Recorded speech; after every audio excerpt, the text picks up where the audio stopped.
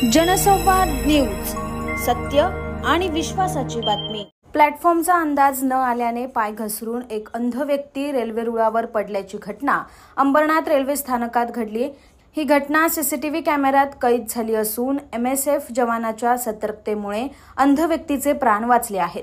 Ambernath railway स्थानकावर BMC कर्मचारी असलेले सिद्धनाथ माने हे अंध व्यक्ती संध्याकाळी 7च्या सुमारास अंबरनाथहून कर्जतला जाणाऱ्या ट्रेनची वाट पाहत होते।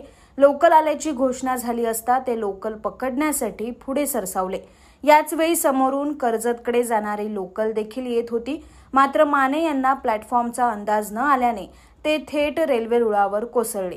यावेळी कर्तव्यावर असलेले MSF जवान अमोल देवरे यांनी आपल्या जीवाची पर्वा न करता प्लॅटफॉर्मवरून रुळावर उडी मारत दिव्यांगाचे प्राण वाचवले।